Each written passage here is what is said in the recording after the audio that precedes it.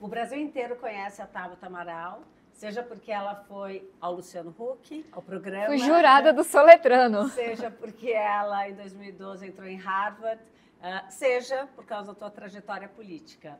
Agora a gente quer saber o que o Brasil não sabe sobre a Tabata Amaral. Essa é difícil, mas pensando que as pessoas veem recortes, pedacinhos da nossa história, de quem a gente é, eu acho que quem me vê brigando, debatendo, não consegue imaginar a Tabata que adora dançar, que liderou clubes de dança na faculdade, que adora fazer trilha e que é meio palhaça às vezes. Da mesma forma que quem vê, como muita gente me enxerga, uma menina que é muito nova, mas parece mais nova e é baixinha e fala manso, não consegue também enxergar a força do que eu já enfrentei, das batalhas que eu estou travando. Então, acho que o choque para as pessoas é quando elas tentam juntar essas duas coisas, que é a humanidade que todos nós temos, mas também a força, também a firmeza. Você conseguiu conquistar parte de uma elite paulistana. Como é que você chegou nesse lugar? Como é que você acha que você chegou nesse lugar? Eu acho que tem que dar uns passos atrás. Eu tenho uma trajetória que é muito incomum e eu tenho muito orgulho de ser a primeira da minha família, da minha comunidade, a chegar em muitos lugares, mas eu não tenho orgulho de ser a única e de forma alguma eu quero ser a última. E eu trago isso porque eu acho que foi fazer esses mundos tão diferentes, caber dentro de mim, essa tentativa pelo menos, que me ensinou a dialogar. Eu venho da periferia de São Paulo, mas eu não sou uma pessoa típica da periferia. Eu tive oportunidades muito novas que a maioria dos jovens com quem eu cresci nunca ouviu falar. Ao mesmo tempo que eu estava lá em Harvard como bolsista, numa faculdade que é considerada a melhor do mundo, e eu nunca fui uma aluna típica de Harvard. Eu saía da aula e eu ia trabalhar com babá para mandar dinheiro para minha mãe que estava desempregada. Eu estava lá convivendo com gente muito rica, sem nunca ter conhecido várias coisas que se falavam, de Disney, a moda, a museus. Então, foi um processo muito de quem sou eu nessa história. Como é que Harvard e a periferia, e essa filha orgulhosa de nordestinos, e essa paulistana, como é que tudo isso... E aí eu comecei com astrofísica, eu fui para ciência política. Então, quando eu saio da faculdade, eu acho que eu saio mais preparada para saber quem eu sou e para fazer ponte com quem é diferente. E aí tudo isso para dizer que as pessoas com quem eu dialogo, seja na classe A ou na classe E, que se veem representadas no meu mandato, são pessoas que não se conectam com os extremos, que conseguem conceber que alguém pode defender o social, vai defender a educação pública, mas quer que as contas, que o lado fiscal esteja fechado, esteja bom. De alguém que vai entender o valor do empreendedorismo, mas também da gente dar oportunidade. Então, eu acho que eu me conecto com essas pessoas que cansaram dos extremos e que sabem que o mundo é um pouco mais complexo. Mas para isso, eu tive primeiro que lidar com essa complexidade dentro de mim. Não sei se faz sentido. Coisa que eu tenho orgulho, mas que é dos dois lados. Você pega uma agenda minha, seja minhas atividades no domingo ou seja meu trabalho, de segunda a sábado. Eu vou assim, de A a Z muito rápido.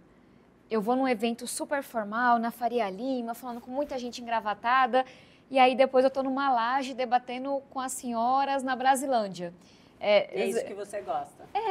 Meu aniversário, eu brinco que o IBGE todo. Assim, tem todo tipo de gente, todo tipo de trajetória. E por muito tempo isso foi uma dor para mim, de quem sou eu. Não tem lugar para mim. Tem várias tábatas. Não é nem várias tábatas, eu não sou a pessoa típica de canto nenhum. Eu não sou vista como igual por grupo nenhum. Nem na periferia, nem na elite, na política, então muito menos. E eu acho que foi importante para mim começar a entender que esse era meu poder especial. Que era essa capacidade de me conectar com gente que pensa muito diferente, que viveu coisas muito diferentes. Mas primeiro foi uma coisa de sobrevivência. Eu tenho uma trajetória tão diferente que é essencial para mim conseguir me conectar com alguém que não veio da periferia ou que não fez faculdade. E acho que isso vem sendo muito bom para mim, mas veio de um lugar de dor no começo. E tem espaço para esse mar tão amplo que não seja o de extremos? Cada vez mais vai ter. Não sei se em 2026. Eu tenho me agarrado muito a uma expressão do Ariano Suassuna, que ele fala que o otimista é um tolo, mas o pessimista é um chato, e que ele seria, então, um realista esperançoso. Sendo bem realista, eu acho que a gente ainda vai lidar alguns anos com essa polarização extremada. E mais grave até do que a polarização extremada, cada um tem direito a pensar o que quiser, mas esse sentimento de torcida, sabe? Quase que de facção política mesmo. Quando eu olho para o curto prazo, eu não vejo muito espaço ainda para a gente vencer essa polarização extremada, esse ódio, essa coisa de torcida, que ela não ajuda o país. Se você não pensa exatamente como eu estou dizendo que você tem que pensar, você é meu inimigo. Quem ganha com isso? E você acha que isso veio também das mídias sociais? Você acha que o tipo de comunicação e de informação que a gente tem hoje levou a uma polarização? Com certeza. A gente está vivendo um momento de disrupção na comunicação. E é claro que quando as coisas acontecem, a sociedade leva um tempo para... De tudo pode vir algo positivo e negativo. Para entender como lidar Como que a gente lida com tudo isso. A gente tem hoje plataformas que, ao visar o lucro, sem ter que prestar contas de nada a ninguém, elas favorecem discursos de ódio, discursos extremistas. Então, são espaços em que quanto mais você gritar, mais você agredir, mais espaço você tem. E aí, isso eu não topo. Então, a gente fica se perguntando, tá, como é que eu vou estar na rede social chamando a atenção, porque eu preciso dessa atenção para aprovar os projetos. Sendo ouvida. Sendo ouvida. Sem gritar. Mas sem gritar. Mas eu acho que isso palavrão, é possível. Né? Mas eu falo palavrão. Por que você acha que causou tanto espanto uma mulher falar um palavrão, sendo que a gente estava vivendo um tipo de comunicação absolutamente violenta, como nunca foi visto antes numa eleição? A resposta sucinta é porque as pessoas são caretas. A resposta mais complexa é que as pessoas não estão acostumadas ainda com esse lugar que eu ocupo. Que história é essa? Que tem essa mulher jovem, que tem essa carinha de menina, que chegou sem padrinho político, sem pedigree, como já falaram vários políticos aí famosos, e ela vem aqui para dizer que esse lugar é dela também, é nosso também, e aí o pessoal tá lá com cadeirada, carteirada, soco, e ela se mantendo firme, brigando. E aí o contexto do palavrão, né? Obviamente eu estava transtornada, porque foi um debate em que ficou claro que meus adversários não estavam preparados, em que coisas muito erradas foram ditas em relação a pessoas com deficiência, um descaso com a cidade. O prefeito pediu direito de resposta a uma eleitora que questionou ele. E você fala, meu filho, você que tem que responder, não é ela que lhe deve resposta, não. E aí tudo isso, não, nesse debate o pessoal vai ver. Vai ver que eu tenho time, que eu tenho um projeto, que eu estou preparada. E aí termina o debate, um cidadão dá um soco no outro. Ali eu sabia que tudo que tinha acontecido, que todo o preparo, que todo o embate real, político, ele ia ser jogado no lixo. A imprensa, a rede social só ia falar do soco. E aí que eu fiquei puta mesmo, que eu virei e falei, tô aqui feito uma palhaça. Me preparei, juntei time, boto o ex-ministro para conversar com a enfermeira para a gente construir a melhor proposta. Isso não serve de nada? Basta dar um soco? Basta dar uma cadeirada? E aí quando eu falo palavrão, ao invés das pessoas entenderem a minha frustração, o palavrão vira assunto. Aí eu, então também... Agora, você Deixa. é da geração digital, né? Você cresceu nessa geração e como é que é a tua preparação para esse tipo de lugar, né? O media training que você faz, como é que você se prepara para essas situações? Você falou que você tem toda uma estratégia ali, mas tudo pode sair do controle, porque é isso que a gente vive. Tem uma coisa que eu não tenho dúvidas que você entendeu muito antes de todo mundo. A rede social, ela tem espaço para muita coisa, mas eu acho que ela tem pouco espaço para não autenticidade. As pessoas querem que você seja autêntico, falando palavrão, brigando às vezes, mais do que deveria, expondo uma fragilidade, mas assim, tô aqui do jeito que eu sou. Essa sou eu. E aí, vocês podem gostar ou não. Eu acho que essa é uma coisa que eu trouxe, de quantas vezes eu não desagrado meus eleitores. Ou não desagrado a esquerda e a direita. Mas estou dizendo, isso é realmente o que eu penso. Isso é realmente quem eu sou. E as pessoas respeitam isso. Então, nesse mar de ódio, desinformação, dinheiro sujo, eu tenho um trabalho de rede social que é diferenciado, que vem crescendo. Você cresce tão rápido quanto quem está lá financiando, impulsionando? Não cresce, mas você cresce também. E eu acho que é porque eu me permito estar com as pessoas do jeito que eu sou e defender o que eu acredito.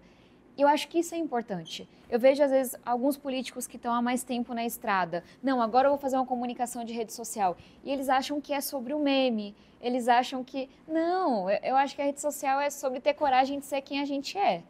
Mas aí você tem que aguentar o cancelamento. Você tem que aguentar desagradar. E como é que é ser cancelada? É horroroso. Qual é a sensação? Cada vez dói menos. Mas é claro que machuca. E para mim sempre tem um componente a mais, é isso. Eu sinto que ser mulher, ser jovem, não ter pedigree político são agravantes. Então eu tô aqui com essa cara, com essa história, dizendo que eu discordo de você, líder partidário. Eu tô aqui dizendo que eu discordo de você, governo. Que a esquerda tá mandando dizer A, mas eu não vou dizer A, porque eu não concordo. Isso já incomoda. E aí eu ainda sou mulher, eu ainda sou jovem, eu ainda sou independente. Então, o cancelamento em si, infelizmente, é um fenômeno dos dias de hoje, mas com esses agravantes ele é mais pesado comigo. Mas e aí, a partir claro do que é primeiro horroroso. cancelamento, você... A primeira vez que eu fui muito cancelada, que foi na votação da reforma da Previdência. Existe o cancelado e o muito cancelado. No mês, eu fui o segundo nome mais falado do país naquele contexto. Eu recebi a ameaça de morte, ameaça de estupro, negativa e positiva. Cartaz, eu fui desconvidada de eventos, porque eu tive coragem de defender o que eu acreditava. É claro que aquilo machucou. Muita gente virando... Essa daí não se elege nem para síndica. E aí, você faz uma escolha. Eu tô aqui para ser popular, eu tô aqui para me perpetuar no poder, eu tô aqui para ser adorada por um grupo, ou eu tô aqui para realmente fazer a diferença e fazer o que eu acredito? Eu fiz uma escolha.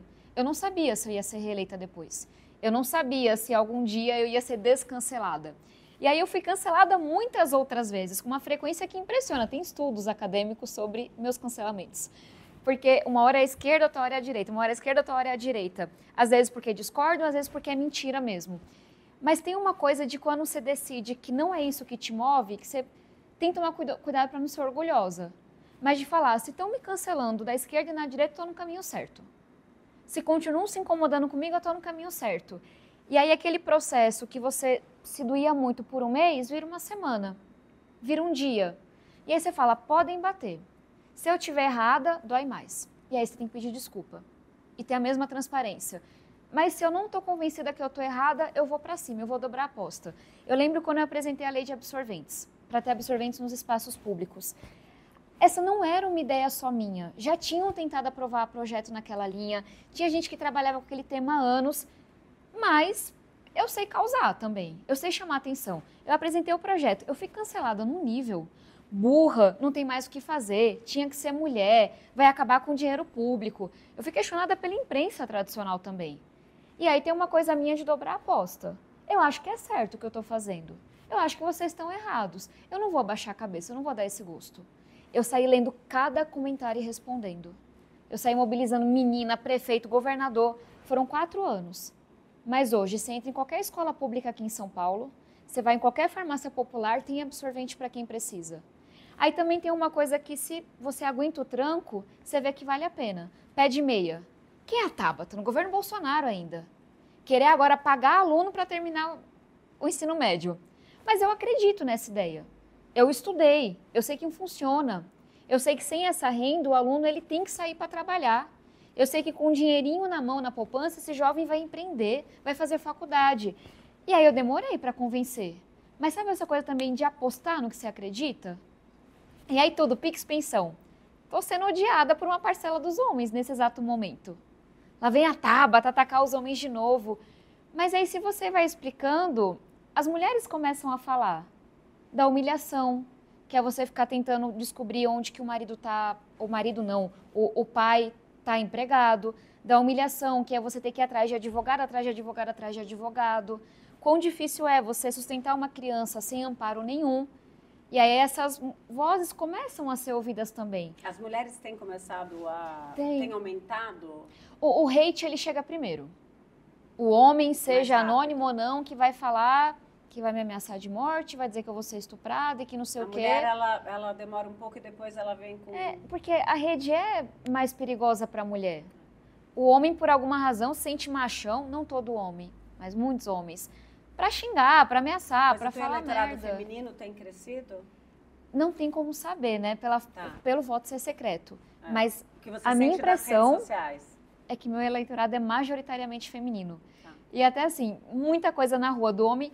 Eu fui hoje na Secretaria de Educação. Aí tinha um rapaz que trabalhava na segurança, eu acho, e ele chegou: minha mãe e minhas irmãs são loucas por você e votaram em você. Aí eu agradeci, mandei um beijo e pensei: e você? E você? Não vota em mim por quê? Então tem muito isso assim, até de político falar: olha, minha filha disse que se eu não fosse o pai dela, ela ia votar em você. Então o apoio feminino está crescendo. Ele grita menos. Tanto cancelada, perdendo seguidor, nananã, por muitos anos. Vem a reeleição, eu sou a única deputada, entre homens e mulheres, dos mais votados, que aumenta. Aí tem uma hora que eu falei: mas por que vocês não estavam me defendendo quando eu estava sendo cancelada? Tabata, um dos temas polêmicos que tem repercutido bastante é a CPMI do INSS. Você assinou. Por quê? Eu acho que essa é uma questão que permite traduzir muito do que eu estava falando aqui. A gente tem evidências muito concretas que a gente está falando de um dos maiores escândalos de corrupção da história do nosso país, pelo menos da nossa democracia. Não é buchicho. Milhares de pessoas, pelo menos, foram roubadas em sua aposentadoria. São as pessoas mais humildes do nosso país que a gente está falando. Trabalhador rural, aposentado, a pessoa com deficiência que depende de um BPC, que teve ali um desconto ilegal, corrupto, criminoso, que foi parar no bolso de gente metida com política. E aí qual é a reação da maioria dos meus colegas? É olhar para esse escândalo horroroso e falar: como é que eu posso usar isso como arma política para atacar o meu opositor? Que é isso, né? Lava Jato foi isso no Brasil. Teve petrolão, teve dinheiro desviado. Onde que a Lava Jato se perde? Quando as pessoas percebem que o canhão está direcionado para um lado e não para o outro. Quando o juiz que estava conduzindo esse processo vira ministro do lado que foi beneficiado. Olha que maluquice. E aí, quando vem esse escândalo do INSS, qual é o movimento de quem apoia o Bolsonaro? É gravar vídeo falando: não, isso é governo Lula, isso é o PT, isso é a esquerda. E aí, qual que é a reação de uma parcela da esquerda? É falar: não, isso é no governo Bolsonaro. A gente não tem nada a ver com isso. O que os fatos estão mostrando? Que esse escândalo começou no governo Temer, cresceu exponencialmente no governo Bolsonaro e se manteve no governo Lula. Tem coisa, gente, que assim, muda quem está no poder, mas tem aquelas entranhas sujas que se mantêm. Tanto que, ó, a maluquice, as pessoas que chegaram lá no governo Bolsonaro para realizar esse esquema, o que tudo indica, no governo Bolsonaro, no INSS, elas se mantiveram durante o governo Lula. E aí eu olho para isso e falo: tem que ter investigação, sim. Mas não é para usar como arma política contra o PT ou contra o Bolsonaro. É porque as pessoas têm um direito. Tem escândalos no passado da Georgina, de anos que nunca foram resolvidos. Tinha promotor envolvido que nunca foi culpado, sabe? Segue aí, livre, leve e solto. Então, não só assinei a CPMI, mas estou trabalhando com o partido e articulando pesado, porque eu quero estar lá. Porque eu sei que quando a gente começar a puxar esse fio, vai tocar em quase todos os partidos políticos. As pessoas não perceberam ainda, elas acham que não tem centrão envolvido. É claro que tem. Elas estão focando no ministro do governo Lula, que foi demitido sim, que não está mais lá, mas e o ex-ministro do Bolsonaro? Os dois têm que ser questionados igualmente. Estou falando aqui do Onyx Lorenzoni, que é parlamentar hoje. Tem coragem? Eu tenho coragem. E se bater em colega parlamentar, vai ter coragem? Eu tenho coragem para fazer isso. Então, sendo muito sincera, entendendo como esse negócio está entranhado e que até infelizmente não tem lado político, porque seria mais fácil se tivesse, né? Que aí se afasta o partido, está resolvido, mas não é o caso. Eu venho trabalhando para dizer: ó, me botem lá. Porque a Polícia Federal pode mostrar tudo que descobriu, que eu não vou recuar. Mas vários colegas meus que assinaram a CPMI porque acham que assim vão prejudicar o governo, eu tenho certeza que quando virem tudo que ainda vai ser mostrado, vão recuar. Então, não sei nem se vão querer, mas eu acho que a investigação tem que acontecer. Por que que depois de fazer Harvard, você resolve morar no Brasil? Eu tenho uma tia pernambucana bem arretada. E ela falava: essa menina tava com a faca e o queijo na mão. Não sei se eu sou a tia Carmen, mas é um pouco... É só assim, o porquê, né? Muita gente pergunta.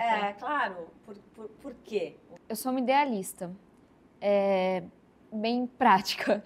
E eu sou muito grata por tudo que a vida e Deus me deram. Não era para eu estar aqui, e eu tenho muita clareza disso. Eu sou filha de uma diarista, com um cobrador de ônibus, eu tinha tudo para ser mais uma filha de uma mãe solo. Meu pai conheceu minha mãe já grávida de mim.